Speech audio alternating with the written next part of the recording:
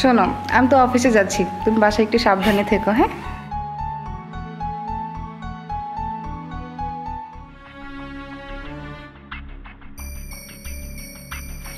তাহলে আসি, আল্লাহ হাফেজ। এখন আর বাসায় কেউ নাই। বাসায় কেউ নাই মানে তুমি আমার।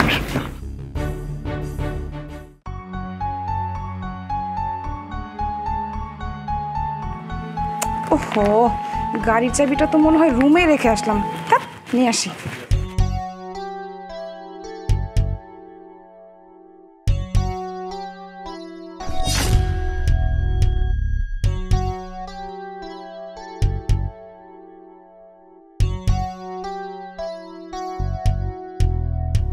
টিনা, এই টিনা, তোর এই অবস্থা কেন? আর অন্য এখানে কেন? আপু তুমি এখনো যাও নাই? হ্যাঁ গেছিলাম, কিন্তু আমার গাড়ি চাবিটা ভুলে রেখে গেছি। তো তোর এই অবস্থা কেন? তুই ওড়না ছাড়া সোফায় কেন শুয়ে আছিস? আসলে গরম তো অনেক, তাই ওড়নাটা রেখে কাজ করতেছিলাম। কই, বাসায় তো এসি ছাড়া, ফ্যানও ছাড়া, তাহলে এত গরম কোথা থেকে আসে তোর? আচ্ছা, আমার গাড়ি চাবিটা দেখেছিস? ওই যে আপু চাবি এইখানে পড়ে আছে, এই জন্যই তো পাচ্ছিলাম না। আচ্ছা ঠিক আছে, আমি তাহলে অফিসে গেলাম। আর শোন, তোর দুলাভাইয়ের যদি কিছু লাগে তাহলে দিস কিন্তু। আচ্ছা ঠিক আছে আপু। আচ্ছা থাক, গেলাম আমি। উফ আল্লাহ বাচ্চি।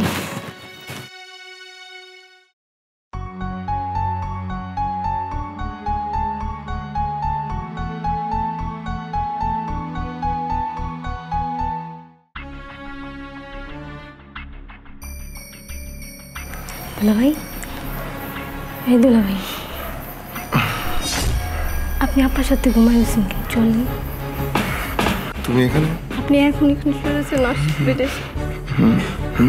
আপনার দিকে দেবে, চলুন বাইরে, চলুন আমার সাথে।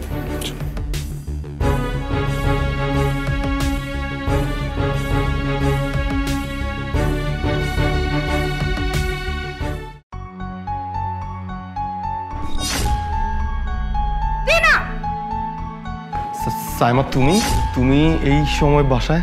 হ্যাঁ চলে আসলাম, তোমাকে গুরুত্বপূর্ণ একটা কথা বলার জন্য আমি চলে আসলাম। আজকে তোমাকে আমি খুব একটা স্পেশাল নিউজ দিব, যেটা তুমি কখনো ভাবোইনি। নিউজ? কি নিউজ? উনি কে?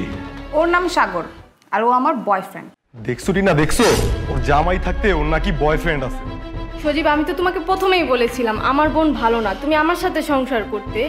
তুমি ঠিকই বলছো সাইমা, আমি তোমাকে ডিভোর্স দিয়ে টিনাকে বিয়ে করব। তার মানে তোমাদের রিলেশনটা সত্যি ছিল? হ্যাঁ, আমরা দুজনকে ভালোবাসি।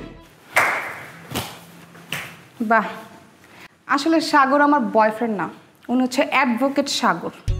তার মানে তুমি এতক্ষণ মিথ্যা বলছো? হ্যাঁ মিথ্যা বলেছিলাম, আর আমি যদি মিথ্যা নাই বলতাম তাহলে তোর মতো বিশ্বাসঘাতকের আসল চেহারাটা আমি কোনোদিনও দেখতে পারতাম না। আর তুই না আমার আপন বোন, হ্যাঁ? তুই কিভাবে পারলি আমার এত বড় সর্বনাশ করতে নিজের দুলাভাইয়ের সাথে? ছি, আমি তো কল্পনাই করতে পারছি না। তোকে আমার আপন বলতে ঘৃণা করছে। যে বোন কিনা নিজের বোনের সংসার ভাঙতে একটু তার বুক কাঁপলো না, সেই বোনকে আমি এতদিন আমার বাসায় আশ্রয় দিয়েছিলাম। অ্যাডভোকেট সাহেব, সব কিছু তো আপনি দেখলেনই, আমি আর কি বলবো। এই বিশ্বাসঘাতকের সাথে আমি আর এক মুহূর্ত সংসার করতে চাই না।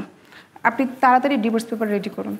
প্লিজ প্লিজ, আমার ভুল হয়ে গেছে, আমি কখনো আর ভুল করবো না, আমাকে ক্ষমা করে দাও প্লিজ। তোর মতো বিশ্বাসঘাতককে না আমি কোনোদিনও ক্ষমা করবো না, তোর ক্ষমা কোনোদিনও হবে না। অ্যাডভোকেট সাহেব, তাহলে আপনি যান, তাড়াতাড়ি পেপারসগুলো রেডি করে আমাকে ইনফর্ম করবেন। ঠিক আছে, আমি আসছি, আপনাকে একটু আসতে হবে। ঠিক আছে,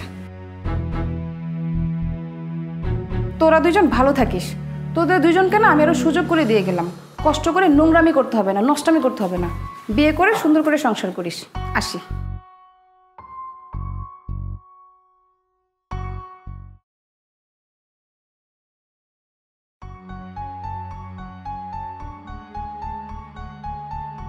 কিরে তুই কিছু বলবি? হ্যাঁ ভাইয়া, ডাক্তার বাবার প্রেসক্রিপশনে লিখছে লো সেক্টিল, কিন্তু তুমি আনছো রেনিটিডিন। আচ্ছা, ওই একই কথা, লোসেকটিল যে কাজ করে ওই রেনিটিডিনও একই কাজ করে। ঠিক আছে ভাইয়া, দুইটা একই কাজ করে, কিন্তু ডাক্তার যেটা বলছে সেটাই কি আনা উচিত ছিল না? আরে তোর কি মনে হয় কোনটা উচিত আর কোনটা অনুচিত সেটা আমি বুঝি না? ভাইয়া আমি কিন্তু কথাটা সেভাবে বলি নাই।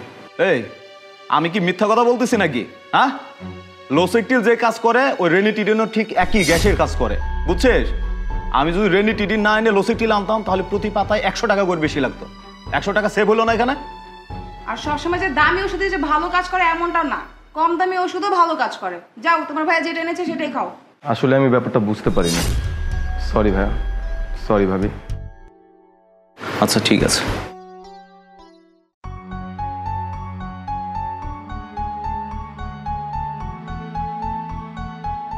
বাবা, আজকে পত্রিকাওয়ালার সাথে দেখা হলো। তুমি নাকি বলছো সপ্তাহে একদিন পত্রিকা দিতে, তাও আবার শুক্রবার। আরে সপ্তাহে একদিন শুক্রবার দিন পত্রিকা পড়লে সারা সপ্তাহের খবর পাওয়া যায়। তো প্রতিদিন পত্রিকা রেখা এই টাকা অপচয় করে লাভ আছে?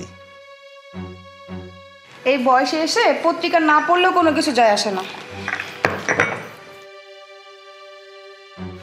বাবা, তোমার সাথে একটা কথা ছিল। কি বলবি বল। আচ্ছা, আমাদের ঘরটা তো অনেক ছোট, চলাফেরা করা অনেক কষ্ট হয়। তোমাদের ঘরটা তো একটু বড়, তাই বলছিলাম কি যদি এই রুমটা একটু চেঞ্জ করতাম তাহলে আমাদের জন্য একটু ভালো হইতো। রুম চেঞ্জ করতে আমার কোনো সমস্যা নাই, তবে কি জানিস বাবা, দীর্ঘ 30 বছর ধরে তোর মায়ের সাথে এই রুমেই কাটাইছি। এই রুমটা থাকলে মনে হয় তোর মা আমার পাশে আছে। তাই তুই যেটা ভালো বুঝিস। আচ্ছা ঠিক আছে বাবা, রুম চেঞ্জ করতে হবে না। তুমি এক কাজ করো না বাবা, তোমার রুমে যে এসিটা আছে এই এসিটা আমাদের রুমে দিয়ে দাও। আমাদের মন আর আবার গরম সহ্য হয় না। ঠিক আছে, এসিটা নিয়ে নিস। আচ্ছা ঠিক আছে বাবা, তাহলে আসি আমরা।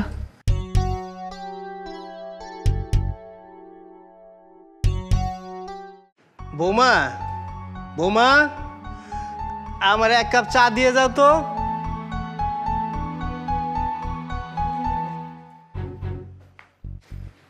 বাবা, তুমি তোমার রুমের এসি দিয়ে দিতে রাজি হলে কেন? আর না রাজে কি করুম? আর এসিটা তো তেমন একটা আমার দরকার হয় না রে বাবা।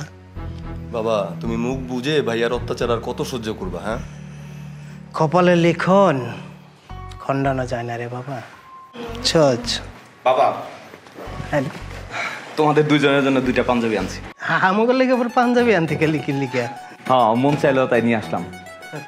আচ্ছা বাবা, দেখো তোমার পছন্দ হয়েছে কিনা। আর ছোট ভাই, দেখ পছন্দ হয়েছে কিনা।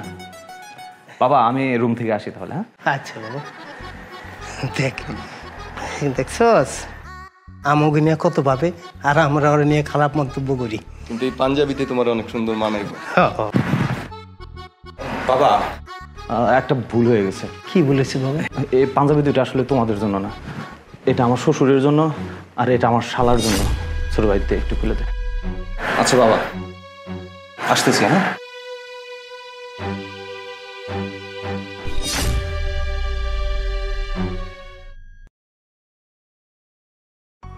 হ্যাঁ তুই বল। হ্যাঁ ভাইয়া, ভাবির অবস্থা তেমন একটা ভালো না, মনে হয় প্রসব যন্ত্রণা উঠছে। আরে তাড়াতাড়ি হসপিটালে নিয়ে যা। ভাইয়া, কোন হাসপাতালে যাব, সরকারি না বেসরকারি? আরে সরকারি না, সরকারি হসপিটালে ভালো চিকিৎসা হয় না, তুই বেসরকারি হসপিটালে নিয়ে যা, তাড়াতাড়ি নিয়ে যা। আচ্ছা ঠিক আছে ভাইয়া। এই দেখো তো বাবুটা কার মতো হয়েছে।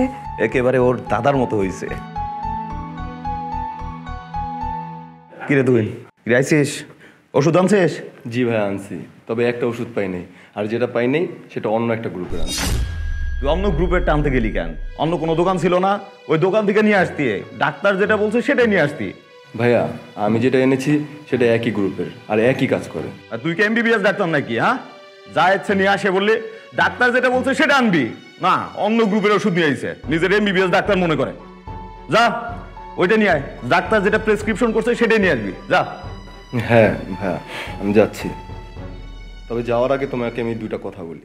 প্রথম কথা হচ্ছে, আমার এই ভেবে অনেক খুশি লাগতেছে যে তুমি তোমার স্ত্রী এবং সন্তানের প্রতি যত্নবান। কিন্তু দ্বিতীয় কথা হচ্ছে, তোমার সন্তান বড় হয়ে তোমার যত্ন নেবে না। এটা তুই কি বলতেছিস? আমার সন্তান আমার যত্ন নিবে না মানে? আমি কি আমার সন্তানের জন্য কম করবো নাকি? হ্যাঁ, আমার সন্তান অবশ্যই আমার যত্ন নিবে, তার কোনো অভাবই আমি রাখবো না। ভাইয়া, আমাদের বাবা কি আমাদের জন্য কম করেছিল? আমরা যখন যা চাইছি তার সাধ্য অনুযায়ী সব জিনিস দেওয়ার চেষ্টা করছে। আর তুমি বড় হওয়ার পরে বাবার সাথে যে এরকম আচরণ করো, সেই সেম একই আচরণ যদি তোমার ছেলে বড় হয়ে তোমার সাথে করে, তোমার কেমন লাগবে ভাইয়া? তুহিন ভাইরে, আমার সত্যি অনেক বড় ভুল হয়ে গেছে। আমি বাবা না হলে আমি বাবার কষ্টটা বুঝতে পারতাম না। আমাকে মাফ করে দে তুই। ভাইয়া, আমার কাছে তোমার মাপ চাইতে হবে না, তুমি বাবার কাছে ক্ষমা চাও।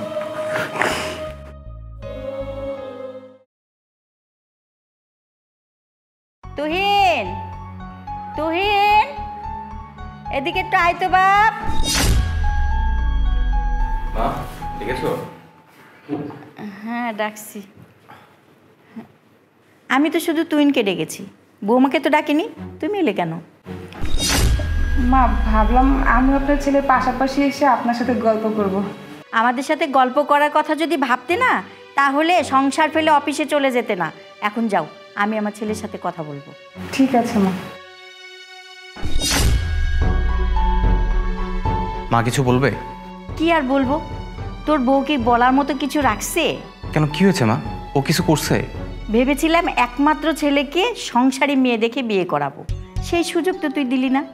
তুই এসে বললি সোহানাকে তুই পছন্দ করিস, বিয়ে করে আনলি। কই, একে কি বলে এই সংসারী মেয়ে?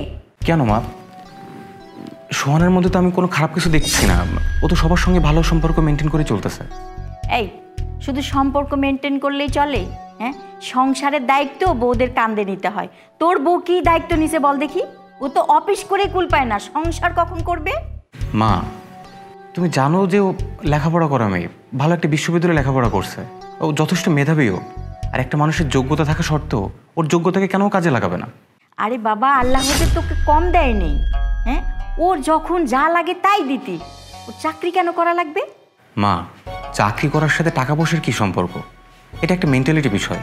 তুমি জানো ওর বাবা মার একমাত্র সন্তান, ওর বাবা রিটায়ার্ড করছে। যখন ও চাকরি ছিল না তখন তো আমারই দুই পরিবার মেনটেন করতে হতো। আর সেই জায়গা থেকে চিন্তা ভাবনা করেই তো ও চাকরির জন্য ডেসপারেট হয়ে গেল। বুঝেছি, এইবার বুঝেছি কেন চাকরি নিয়েছে। আরে খালি চাকরি করলে হবে? সংসারের দিকে তোর কোনো খেয়ালই নাই। মা তুমি ওকে ভুল বুঝছো। ও তোমাকে নিয়ে অরিনকে নিয়ে যথেষ্ট চিন্তা করে। আমি ওর সাথে কথা বলি মা। ও যদি আমাদেরকে নিয়ে ভাবতো না, তাহলে প্রতি শুক্রবারে বাবা মার কাছে চলে যেত না। মা ওর বাবার বাসায় সামান্য দূরেই, ও যদি ওর বাবা মায়ের সঙ্গে দেখা করতে 2 ঘন্টা সময় নিয়ে যায়, এখানে ক্ষতি কি? এই শোন, আমার সামনে বসে না বোর ছাপাই গাইবি না। যখন তোর বউ বাবা মার সাথে দেখা করতে যায়, সংসারটা কে সামলায় বলতো? মা বাসায় কাজ করার জন্য তো বউ আছে। আর একটা সপ্তাহ শেষে ও যদি বাবা মায়ের সঙ্গে একটু দেখা করতে যায়, সেটুকু সময়ের জন্য তুমি এদিকে কি একটু সামলাতে পারো না? এই তুই কি বলতে চাইছিস? হ্যাঁ, বৌমাকে বাপের বাড়ি পাঠিয়ে দিয়ে এই বুড়ো বয়সে সংসারের কাজ আমি করব? আমার কি এখন রেস্ট করার দরকার নাই? না না না মা, মা তুমি ভুল বুঝতেছো। মা তোমাকে আমি কাজ করতে বলছি না, তুমি অনেক কাজ করছো মা, অনেক কষ্ট করছো জীবনে। আমি তোমাকে এটা বোঝানোর চেষ্টা করতেছি, তুমি সোহানাকে বোঝাই বলতে পারো যে কখন গেলে, কিভাবে গেলে এই বাসে কোনো ইফেক্ট পড়বে না, কোনো সমস্যা হবে না। আচ্ছা ঠিক আছে, এক্ষুনি বৌমাকে ডেকে বলে দে সে যেন যখন তখন তার বাপ মায়ের বাড়িতে না যায়। এটা কি বলছো মা? এখন যদি সোহানাকে ডেকে এই কথা বলে দিই, ও কতটা কষ্ট পাবে তুমি বুঝতে পারছো মা? কষ্ট পেলে পাক, সংসার এত সোজা না, বুঝলি? মা তুমি সোহানের বাবা মায়ের জায়গায় নিজেকে একবার বসিয়ে দেখো। তোমার তো 2টা সন্তান, আমি আর অরিন। ধরো যদি আমি না থাকতাম, শুধু অরিন থাকতো, তোমাকে কে দেখতো? তোমার দেখাশোনা কে করতো? মা অরিন কি তোমার সঙ্গে দেখা করতে আসতো না? মা তোমাকে দেখাশোনা করার জন্য আমি আর অরিন আছি। সোহানার কিন্তু বাবা মাকে দেখা করার জন্য সোহানা ছাড়া আর কেউ নাই মা। ও যদি ওর বাবা মাকে দেখাশোনা করতে কিছুটা সময়ের জন্য যায়, এদের সমস্যা কি মা? মা একটা কথা বলি, একটা শাশুড়ির যদি তার ছেলের বউকে নিজের মেয়ের মতো করে পেতে চায়, অবশ্যই সেই শাশুড়িকে আগে নিজেকে মা হতে হবে। আর একজন বউর যদি তার শাশুড়িকে নিজের মা হিসেবে পেতে হয়, তাহলে অবশ্যই তাকে নিজে আগে মেয়ে হইতে হবে। মা আমি তোমাকে, সোহানাকে, অরিনকে, আমি তোমাদের সবাইকে নিয়ে সুখে থাকতে চাই, শান্তিতে থাকতে চাই মা। মা